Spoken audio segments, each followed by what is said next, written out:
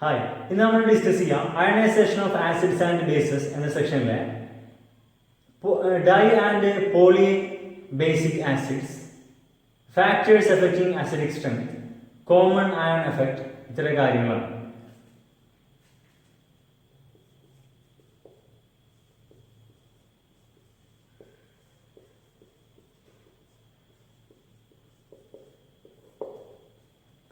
Acids ആയിട്ടുള്ള oxalic acid, sulphuric acid, അതുപോലെ phosphoric acid, ഇത്തരം ആസിഡുകളിൽ ഒന്നിൽ കൂടുതൽ അയണൈസബിൾ ആയിട്ടുള്ള പ്രോട്ടോൺ ഉണ്ട്. ഈ ആസിഡുകളെ നമ്മൾ പറയും പോളി ബേസിക് അല്ലെങ്കിൽ പോളി പ്രോട്ടിക് ആസിഡ്സ് എന്ന് പറയും. അപ്പോൾ ആ രീതിയിലുള്ള ഒരു ഡൈ ബേസിക് ആയിട്ടുള്ള അല്ലെങ്കിൽ ഡൈ പ്രോട്ടിക് ആയിട്ടുള്ള ഒരു ആസിഡിനെ നമ്മൾ കൺസിഡർ ചെയ്യാം H2A. അതെങ്ങനെയാണ് ഡിസോസിയേറ്റ് ചെയ്യണമെന്ന് നോക്കാം. അക്വസ് മീഡിയത്തിൽ H2A ഡിസോസിയേഷൻ നമുക്ക് കാണിക്കാൻ പറ്റും HA minus plus H plus. ഇനി വീണ്ടും ഈ HA മൈനസ് ഫർദർ ആയിട്ട് ഡിസോസിയേറ്റ് ചെയ്യും. അങ്ങനെ HA മൈനസ് ഡിസോസിയേറ്റ് ചെയ്ത് കഴിഞ്ഞാൽ A2 minus plus H plus ആയിട്ട് മാറും. ഇതിന്റെ കേസിൽ ഡിസോസിയേഷൻ കോൺസ്റ്റന്റിനെ നമുക്ക് എഴുതാൻ പറ്റും Ka1 equal to HA minus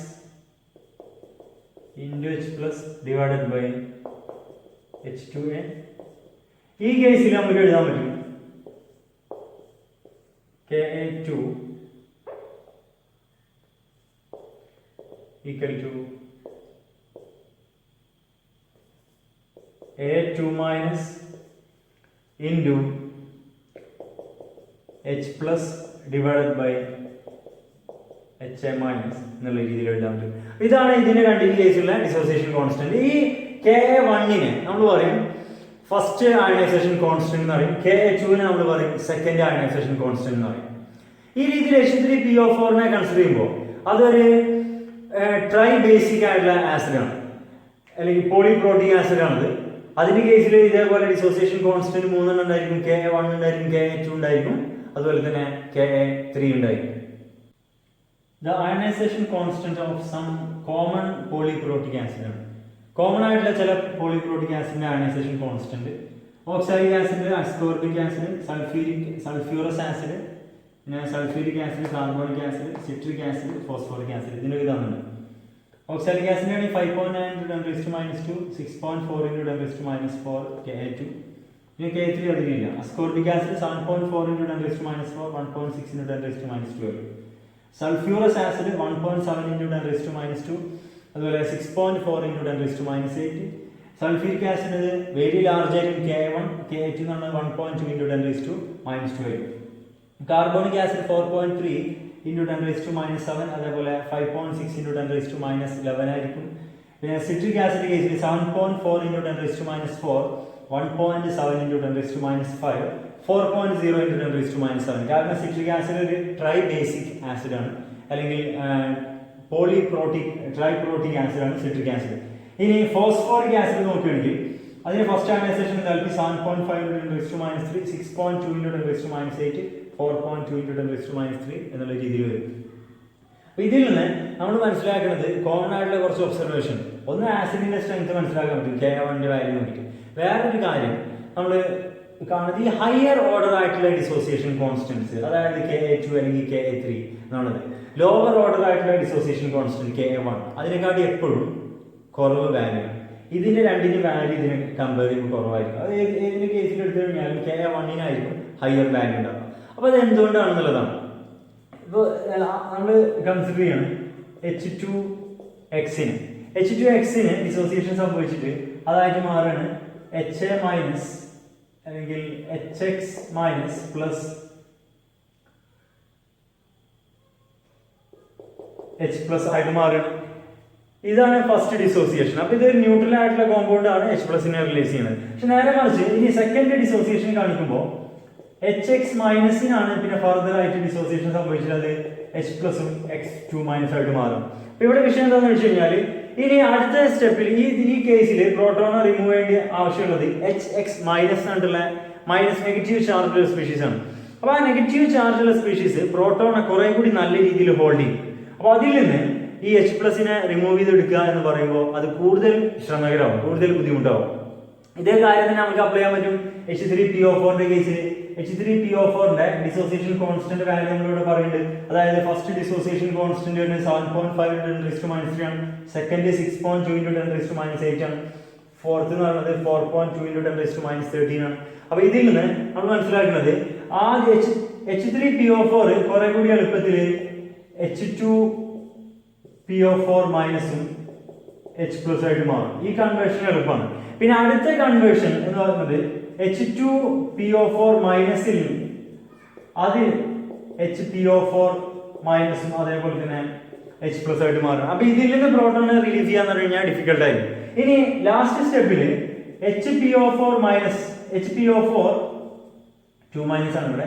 HPO4 2 മൈനസിൽ നിന്ന് വേണം നമുക്ക് പ്രോട്ടോണെ റിമൂവ് ചെയ്യാൻ. അപ്പൊ അത് കൂടുതൽ ഡിഫിക്കൽട്ട് ആയിട്ട് മാറും. കാരണം ഇവിടെ രണ്ട് നെഗറ്റീവ് ചാർജ് രണ്ടെണ്ണം HPO4 2 മൈനസ് ആണ്. അപ്പൊ ഈ രീതിയിലായിരിക്കും ഇതിന്റെ ഈസിനെസ്. അതിന്റെ അക്കോർഡിംഗിലാണ് നമുക്ക് K1, Ka2, Ka3 വാല്യൂ ഇവിടെ നിങ്ങൾ നോക്കുമ്പോൾ ഇതിൽ കുറവാണ്, അതിൽ കുറച്ച് കൂടുതലായിരിക്കും. ഈ K1 വാല്യൂ ആയിരിക്കും ഹയർ. അപ്പൊ ഒരു പോളിപ്രോട്ടിക് ആയിട്ടുള്ള ഒരു ആസിഡിനെ കൺസിഡർ ചെയ്യണമെങ്കിൽ, അതിന്റെ സൊല്യൂഷനെ കൺസിഡർ ചെയ്യണമെങ്കിൽ നമുക്ക് പറയാൻ പറ്റും അത് ഇപ്പോൾ H2A എന്നുള്ള ഒരു ആസിഡാണ് എന്ന് വിചാരിക്കാം. അപ്പൊ അതിന്റെ ഒരു മിക്സ്ചർ എന്ന് പറയുമ്പോൾ അതിൽ H2A ഉണ്ടായിരിക്കും, അതേപോലെ തന്നെ HA മൈനസ് ഉണ്ടായിരിക്കും, A2 മൈനസ് ഉണ്ടായിരിക്കും, H+ ഉണ്ടായിരിക്കും. ഇത്തരം സ്പീഷീസുകളൊക്കെ അതിന്റെ ആസിഡിന്റെ സൊല്യൂഷൻ ഉണ്ടായിരിക്കും. പക്ഷെ എത്ര ആയി കഴിഞ്ഞു കഴിഞ്ഞാലും ഒരു ആസിഡിന്റെ കേസിൽ അത് കൂടുതലായിട്ട് H3O+ അല്ലെങ്കിൽ H+നെ പ്രൊവൈഡ് ചെയ്യുന്നത് അതിന്റെ ഫസ്റ്റ് ഡിസോസിയേഷൻ എന്നാണ്. അതായത് ഇപ്പൊ H2A കേസിലാണെങ്കിൽ H2A ഡിസോസിയേറ്റ് ചെയ്യുമ്പോഴാണ് അതിൽ ഏറ്റവും കൂടുതൽ പ്രോട്ടോണിനെ ആ സൊല്യൂഷന് കിട്ടും. ഫാക്ടേഴ്സ് അഫക്റ്റിംഗ് അസിഡിക് സ്ട്രെങ്ത് ആണ്.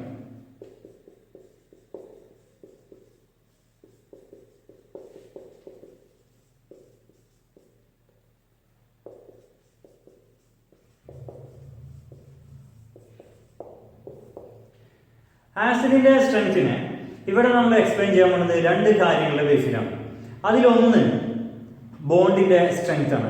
അപ്പൊ ആസിഡിനെ HA ആയിട്ട് കൺസിഡർ ചെയ്യാം. HA ആണ് ആസിഡ് എന്ന് വിചാരിക്കാം. എനിക്ക് HA ബോണ്ട് സ്ട്രെങ്ത് ഒരു ഫാക്ടറാണ്, അതുപോലെ HA ബോണ്ട് പൊളാരിറ്റി ഒരു ഫാക്ടറാണ്.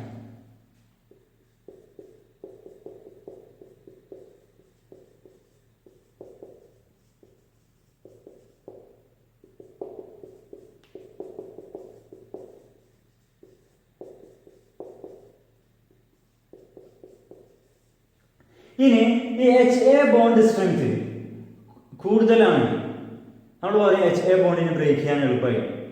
HA ബോണ്ട് സ്ട്രെങ്ത് കുറവാണെങ്കിൽ, കുറവ് എനർജി അപ്ലൈ ചെയ്ത് കഴിഞ്ഞാൽ തന്നെ നമുക്ക് HA ബോണ്ടിനെ ബ്രേക്ക് ചെയ്യാൻ പറ്റും. അതായത് ഈ HA എന്ന് പറയുന്നത് ഇതിന്റെ ബോണ്ട് സ്ട്രെങ്ത് കുറവാണെങ്കിൽ ഇത് എളുപ്പത്തിൽ H+നെ റിലീസ് ചെയ്യും, ഇത് നല്ല ആസിഡായിട്ട് ബിഹേവ് ചെയ്യും. ഇനി HA ബോണ്ടിന്റെ പൊളാരിറ്റി, HA ബോണ്ട് കൂടുതൽ പോളാർ ആണെങ്കിൽ അതിൽ നമ്മൾ മനസ്സിലാക്കുന്നത് ഇതിൽ H-ഉം A-യും തമ്മിൽ ഇലക്ട്രോനെഗറ്റിവിറ്റിയിൽ കാര്യമായിട്ടുള്ള ഡിഫറൻസ് ഉണ്ട്. നമ്മൾ ഏതെങ്കിലും ഒരു സോൾവെന്റിലേക്ക് HAനെ ആഡ് ചെയ്ത് കഴിഞ്ഞാൽ ആ സോൾവെന്റിന് എളുപ്പത്തിൽ ഈ ബോണ്ടിനെ ബ്രേക്ക് ചെയ്യാൻ പറ്റും. കാരണം ഇത് പോളാർ ആയിട്ട് ഇലക്ട്രോനെഗറ്റിവിറ്റിയിൽ ഡിഫറൻറ്റ് ഉണ്ടായിരിക്കും. കാര്യമായിട്ട് ഒന്ന് പാർഷ്യലായിട്ട് ഈ സ്പീഷീസ് പാർഷ്യലായിട്ട് H+ഉം അതേപോലെ തന്നെ A- ആയിട്ട് എക്സിസ്റ്റ് ചെയ്യുന്നുണ്ടായിരിക്കും. ബോണ്ടിനെ നമുക്ക് എളുപ്പത്തിൽ ബ്രേക്ക് ചെയ്യാൻ പറ്റും. ഇനി രണ്ട് കാര്യങ്ങൾ, ഒരു ഗ്രൂപ്പിൽ ആസിഡിക് സ്ട്രെങ്തിനെ പറ്റി നമ്മൾ പറയാമെന്ന് വിചാരിക്കുക. അതായത് for example HF, HCl, HBr, HI. ഈ കേസിൽ ഇത് എല്ലാതും ഒരേ ഗ്രൂപ്പിലുള്ള എലമെന്റ്സ് ആണ്. പക്ഷെ ഇവിടെ നിന്ന് പോകുമ്പോൾ ആറ്റത്തിന്റെ സൈസ് ഇൻക്രീസ് ചെയ്യുന്നുണ്ട്. അപ്പൊ ഇവിടെ ഗ്രൂപ്പിൽ ആസിഡിക് സ്ട്രെങ്തിനെ പറയുമ്പോൾ നമ്മൾ കൺസിഡർ ചെയ്യാം മെയിനായിട്ട് HA ബോണ്ടിന്റെ സ്ട്രെങ്ത് ആണ്. HA ബോണ്ട് സ്ട്രെങ്ത് കുറയുമ്പോൾ ആസിഡിക് സ്ട്രെങ്ത് കൂടും, കാരണം H+നെ എളുപ്പത്തിൽ റിലീസ്. ഇവിടെ നമുക്ക് പറയാൻ പറ്റും ഫ്ലോറിൻ ആഡിലേക്ക് പോകുമ്പോൾ ആറ്റത്തിന്റെ എന്റെ സൈസ് ഇൻക്രീസ് ചെയ്ത് വരും. അത് ബോണ്ടിന്റെ HA ബോണ്ടിനെ വീക്ക് ആക്കും, ആസിഡിക് സ്ട്രെങ്ത് ഇൻക്രീസ് ചെയ്യും. ഇവിടെ നിങ്ങൾ മൂവ് ചെയ്യുന്ന സമയത്ത് സൈസ് ഓഫ് A ഇൻക്രീസ് ചെയ്യും, വേറെ രീതിയിൽ പറയാൻ പറ്റും, അസിഡിക് സ്ട്രെങ്ത് ഇവിടെ നിന്ന് പോകുമ്പോൾ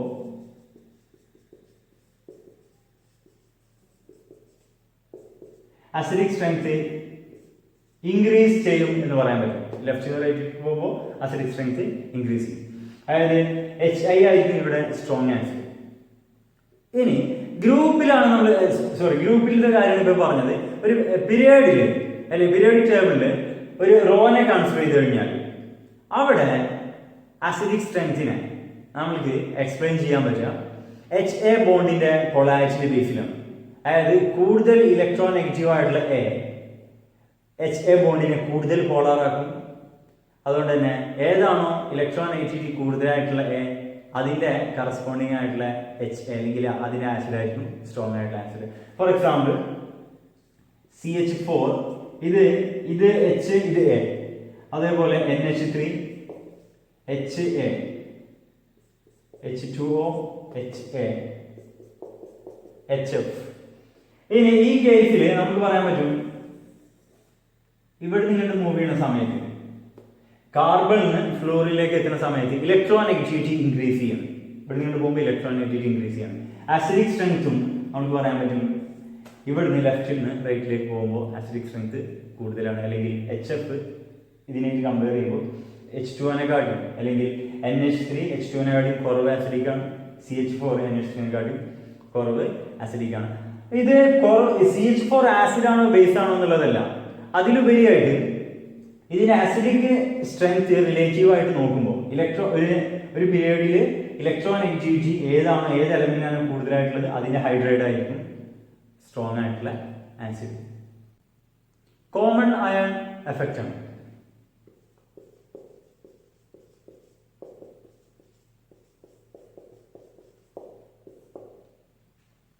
ഒരു ഇക്വിലിബ്രിയം കൺസിഡർ ചെയ്യാം. അസറ്റിക് ആസിഡിന്റെ ഡിസോസിയേഷൻ നമ്മൾ കൺസിഡർ ചെയ്യണമെങ്കിൽ HAC അക്വസ് ഫോമിൽ H++ AC- ആയിട്ട് മാറും. AC എന്ന് പറയുന്നത് AC- എന്നുള്ളത് CH3CO- അല്ലെങ്കിൽ അസറ്റേറ്റ് അയോണാണ്. ഇതില് ഇക്വിലിബ്രിയം കോൺസ്റ്റന്റ് നമുക്ക് എഴുതാൻ പറ്റും. അല്ലെങ്കിൽ ഇക്വിലിബ്രിയം കോൺസ്റ്റന്റ് എന്ന് പറയുമ്പോൾ ഈ ആസിഡിന്റെ കേസിൽ ഡിസോസിയേഷൻ കോൺസ്റ്റന്റ് ഓഫ് ആസിഡിനെ നമുക്ക് എഴുതാം H+A- concentration divided by H+ ന്റെ കോൺസെൻട്രേഷൻ AC- ന്റെ കോൺസെൻട്രേഷൻ ഡിവൈഡഡ് ബൈ HAC ന്റെ കോൺസെൻട്രേഷൻ. ഇനി ഈ ഇക്വിലിബ്രിയത്തിലേക്ക് നമ്മൾ എക്സ്റ്റേണൽ ആയി പുറത്തുനിന്ന് അസറ്റേറ്റ് അയോൺ ആഡ് ചെയ്തിരിക്കും. അപ്പോൾ എന്താ സംഭവിക്കുക വെച്ച് കഴിഞ്ഞാൽ ഇക്വിലിബ്രിയത്തിലുള്ള H+നെ അസറ്റേറ്റ് അയോൺ കൺസ്യൂം ചെയ്തിട്ട് അത് HAC ആയിട്ട് മാറും. ഇതേപോലെ തന്നെ എക്സ്റ്റേണൽ ആയിട്ട് നമ്മൾ ആസിഡിനെ അല്ലെങ്കിൽ H+നെ ഇക്വിലിബ്രിയത്തിലേക്ക് ആഡ് ചെയ്ത് കഴിഞ്ഞാൽ ആ H+ AC- കമ്പയർ ചെയ്തിട്ട് ഇത് നേരെ എക്സ്ട്രാ ആഡ് ചെയ്യുന്ന H+ ഇത് AC- കമ്പയർ ചെയ്തിട്ട് HAC ആയിട്ട് മാറും. അപ്പൊ ഈ രീതിയിൽ ഇക്വിലിബ്രിയത്തിൽ ഒരു ഷിഫ്റ്റ് സംഭവിക്കുകയാണ്. ഇതിന് കാരണം കോമൺ അയൺ എഫക്റ്റ് ആണ്. അല്ലെങ്കിൽ ഇത് കോമൺ അയൺ എഫക്റ്റിന്റെ ഒരു എക്സാമ്പിൾ ആണ് ഈ പറഞ്ഞത്.